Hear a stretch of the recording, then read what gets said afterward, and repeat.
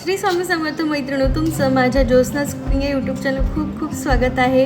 आज आपण या व्हिडिओमध्ये बघणार आहोत छान पांढरं शुभ्र होणारे पळी पापड गव्हाच्या चिकाचे अक्षय तृतीया स्पेशल, आणि ते पण पारंपरिक पद्धतीने, म्हणजे गहू भिजवण्यापासून 3 दिवस ठेवण्यापासून 3 वेळा त्याचं चीक आणि कोंडा काढण्यापर्यंत आपण पूर्ण डिटेलमध्ये रेसिपी बघणार आहोत। चला या रेसिपीला सुरुवात करूया आणि छान मस्त कुरकुरीत असा आणि वर्षभर टिकणारे हे पापड होणार आहेत आणि अक्षय तृतीयेला आपल्याला कामी येतातच। चला आपण व्हिडिओला सुरुवात करूया आणि रेसिपीला सुद्धा। अशा पद्धतीने मैत्रिणी छान तळल्या गेलेले आहेत। कुरडे पण बघा किती छान पांढरे शुभ्र, आणि छान आपले पळी पापड पण बघा छान पांढरे शुभ्र झालेले आहे। छान असे कुरकुरीत झालेले आहे, वर्षभर टिकणार आहेत आणि मस्त आपण आमरसासोबत आणि पणासोबत हे खाऊ शकतो। छान असं बुडून वा मजा झाली हो की नाही। बघा अशा पद्धतीने तुम्हाला समोरच्या व्हिडिओमध्ये दाखवते की किती छान आपण असे इतके पळी पापड हे टाकून झालेले होते, खूप सुंदर आणि छान उन्हात वाळले देखील होते आणि छान झाले होते। चला आपण आता याची प्रोसेस सुरू करूया। त्यासाठी आपण घेतलेले आहेत 1.5 पायली गहू घेतलेले आहेत आणि हे आपण छान 3 पाण्यातनं व्यवस्थित धुवून घ्यायचे आहेत। बघा अशा पद्धतीने 3 पाण्याने छान धुवून घ्यायचे आहे। हा दिवस पहिला आपल्याला हे सलग असंच 3 दिवस करायचे आहे। 3ही दिवस आपल्याला 3 पाण्याने गहू छान धुवून घ्यायचे। गहू छान धुतले की पापड पांढरा होतो, लाल होत नाही। बघा अशा पद्धतीने आपल्याला पहिल्या दिवसाचं दाखवत आहे, सेम तसंच आपल्याला 3 दिवस करायचं आहे। ही प्रोसेस खूप पारंपरिक आहे, जी आपण बघतो आहे आई करायची, आजी करायची, त्याच पद्धतीने आपण करणार आहोत। बघा अशा पद्धतीने आपल्याला छान व्यवस्थित सर्व गहू आपल्याला व्यवस्थित धुवून घ्यायचे आहेत आणि बघा त्यानंतर सलग 3 दिवस प्रोसेस करायची आहे। सो त्यानंतरची आपली प्रोसेस आहे ह्याचा चीक काढायची। चीक काढायचं म्हणजे नथिंग बटन आपल्याला हे छान गहू जे आपण धुतलेले छान याच्यात पाणी भरलेलं असेल, 3 दिवस झालेले आहेत। त्याच्यानंतर आपल्याला याला मिक्सरमधून काढून घ्यायचा आहे आणि याचा कोंडा बाजूला करून जो चीक राहील, जो आपण कोंडा आपण छान पिळून घेऊया सुती कापडावर 3 वेळा। ती पण प्रोसेस 3 वेळाच करायची आहे, म्हणजे छान आपलं बरोबर 3 वेळा किंवा 2दाही देखील करू शकता तुम्ही। आणि त्याच्यानंतर बघा अशा पद्धतीने आपण भरपूर पाण्यामध्ये गहू भरून ठेवायचे आणि ते सर्व पाणी अशा पद्धतीने आपण छान 3 वेळा धुवून घेतलेले आहे। 3 वेळा शब्द जरा जास्त झाला, माफ करा थोडा। त्याच्यानंतर आपण आता दुसरी प्रोसेस करूया। जे आपण गहू भरून ठेवले बघा, भरपूर पाणी भरून ठेवलं की जे वरचं पाणी आहे ते आपल्याला काढून घ्यायचं आहे। आणि त्याच्यानंतर आपल्याला हे जे गहू आहेत छान टम्म फुगलेले आहेत पाणी भरून। 3 दिवस आपण ठेवले, 3 दिवस आपण सेम प्रोसेस रिपीट केलेली आहे। त्यानंतर आता आपल्याला एक पूर्ण गहू आपल्याला छान मिक्सरमधून काढून घ्यायचे आहे। बघा अशा पद्धतीने आपण आधी ते वरचं पाणी काढून घेऊया। बघा ते काढून झालेलं आहे आणि तुम्हाला गव्हाचा साईज बघा तो दिसत असेल, व्यवस्थित छान मस्त असं फुललेलं आहे पाणी। आणि बघा आता छान व्यवस्थित आपण आरामात त्याच्यातलं पाणी काढून घेऊया आणि गहू बघा अशा पद्धतीने आपण मिक्सरमध्ये काढूया। आपण ही प्रोसेस खाली बसूनच करतो बघा, कारण आजी आणि आई आपली खाली बसूनच केली। बघा अशा पद्धतीने गहू छान नरम झालेला आहे आणि त्याच्यानंतर आपण त्याला मिक्सरमधून काढल्यावर बघा असा हा गव्हाचा कोंडा आपला हा निघाला, याला म्हणतात कोंडा।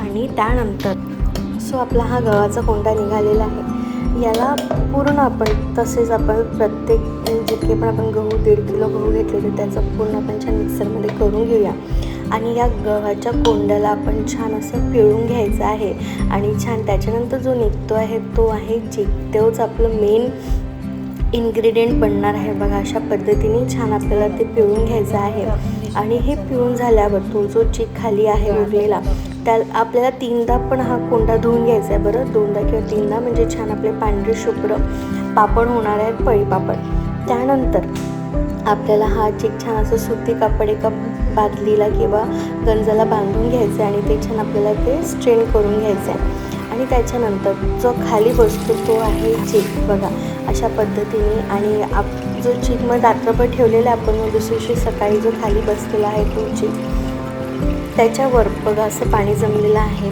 ते पाणी आपण ते काढून घेऊया आणि त्याच्यानंतर जो खाली आहे तो चीक आपण छान त्याला तो एकदम खाली बसून जातो गाळासारखा, त्याला असं खरडून काढायचं आहे आणि त्यानेच आपले पळी पापड आणि कुरडया बनणार आहेत। बघा कशी वाटली प्रोसेस?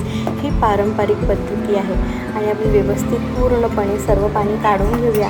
आणि बघा आता तुम्हाला हा चिक दाखवते. बघा असा खाली असा घट्ट बसलेला आहे आणि हा तर तसंच आहे. बघा अशा पद्धतीने छान मस्त पांढरा शुभ्र झालेला आहे चिक. आणि बघा या प्रोसेसमध्ये ना घरी खूप असा वास येतो, पण ठीक आहे चालेल, एकदाच वर्षातून एकदाच आपल्या घरी हे पदार्थ बनतात, पण चालेल. बघा अशा पद्धतीने खाली बसलेला खडा आपल्याला छान खरडून काढायचा आहे. आणि त्याच्यानंतर आता आपल्याला जेव्हा पळी पापड करायचे आहेत, तर आपण त्यासाठी काय करूया की त्यासाठी छान अशा पद्धतीने आणि आता आपल्याला करायचं आहे, आपल्याला छान पळी पापडचं आपल्याला जे सारण असतं ते करून घ्यायचं आहे. त्यासाठी आपण बघा आपण हा गंजभर चिक केला, त्याला आपण अर्धा करूया. हे भांड्यामध्ये आपण अर्धा एवढाच चिक घेतला आहे, त्याचं आपल्याला डबल पाणी लागणारच आहे. आपण पाणी आधीच गरम करायला ठेवून घेतलेलं आहे बघा अशा पद्धतीने. आणि आपण हा भांड्याभराचंच आपण चिक आपण शिजवून घेणार आहोत, म्हणजे पळी पापडचं सारण छान शिजवून घेणार आहोत. त्यानंतर आपण ते मोठं पातेलं घेतलेलं आहे, जर्मनचं घेतलेलं आहे आणि ते गॅसवर ठेवलं आहे. तर त्याच्यामध्ये आपण पाणी घालूया, जमेल बघा अशा पद्धतीने पाणी आपण मोठं भांडं घेतलेलं आहे आणि त्याच्यात आता आपण घालणार आहोत पाणी. जेवढं सारण घेणार आहोत आपण, जे चिक घेणार आहोत त्याचा डबल पाणी आपल्याला लागणार आहे. आणि पाणी घातलेलं आहे. त्याच्यानंतर आपण त्याच्यामध्ये पाण्याला छान उकळू देऊया. त्याच्यात आपण घातलेले आहे मीठ घातलेलं आहे आणि छान आपण ते थोडं चमचा हलवून घेऊया पाण्यामध्ये, उकळत्या पाण्यामध्ये. मग आपण हळूहळू करून हा चिक असा सोडणार आहोत, म्हणजे व्यवस्थित एकत्र व्हायला हवं. बघा अशा पद्धतीने आपण घातलेलं आहे. आणि बघा लगेचच ते चिकायला सुरुवात झाली, म्हणून आपल्याला पट्टा असा हात चालवायचा आहे की त्याच्यात गुठळ्या बनायला नको. बघा अशा पद्धतीने पळी पापडचं जे सारण आहे ते थोडं पातळसं राहतं आणि जे कुरड्यांसाठी आपण सारण करतो ते थोडं राहतं घट्टसर. मग अशा पद्धतीने आपल्याला व्यवस्थित छान बनवून घ्यायचं आहे. आणि ते थोडंसं पाणी घातलेलं आहे आणि बघा छान आपल्याला हे शिजवून घ्यायचं आहे.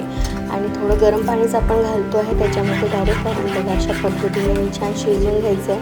आणि मस्त याचं चिकावरचं आपण जे सारण आहे शिजल्यावरचं छानसं तूप किंवा गूळ टाकून खायला खूप मजा येते आणि मस्त लागतं बरं. छानसं तेल, शेंगदाण्याचं तेल सोडलं की बघा आपल्याला. आणि असं हलवत राहायचं आहे, कारण ते खाली लागायला नको. आणि खाली लागलं तर त्याची खरवट पण खूप छान वाटते. आपण ते गंज घेऊनच असतो. म्हणजे मला आवड आहे असं खायला. तुम्हाला पण असेल तर नक्की सांगा कमेंटमध्ये बालपणीच्या गोष्टी. बालपणी काय आता पण केलं तरी आता ते छान असं खरडून खाण्यामध्ये धाकोडे ज्वारीचे आणि हे असं खूप मजा येते. मग अशा पद्धतीने आपल्याला ढवळतच राहायचं आहे, कारण ते खाली लागायची शक्यता असते कमी. मस्त मोठ्या आचेवर आपण, कारण भांडं मोठ्या, तर पूर्वीच्या काही आपण छान मस्त चुलीवर करायचो, आता गॅसवर करतो आपण. बघा अशा पद्धतीने छान शिजवून घ्यायचं आहे आपल्याला. आणि बघा छान मस्त असं शिजवून घ्यायचं. शिजलं की नाही ते बघण्यासाठी आपण एका वाटीमध्ये पाणी घेणार आहोत. आणि त्या वाटीमध्ये जर खाली बसलं म्हणजे शिजलं आणि फुटलं गोळा तर ते शिजलं नाही आहे. सो त्यानंतर आपण असे कुरड्यांचा व्हिडिओ मी यानंतर टाकणार आहे या व्हिडिओनंतर. आणि पळी पापड टाकतानाचा व्हिडिओ जमला नाही काढायला. सो बघा अशा पद्धतीने आपले हे पळी पापड झालेले आहेत आणि खूप छान झालेले आहेत. कुरड्या पण छान पांढऱ्या शुभ्र आणि दुप्पट फुलणाऱ्या झालेल्या आहेत. आणि बघा हे बघा इतके छान असे मस्त पळी पापड आपले तयार आहेत. कशी वाटली मैत्रिणींनो रेसिपी नक्की सांगा. व्हिडिओ आवडला तर लाईक करा, कमेंट करा आणि सबस्क्राईब पण करा. आता या व्हिडिओचं शेवट इथेच करते. श्री स्वामी समर्थ.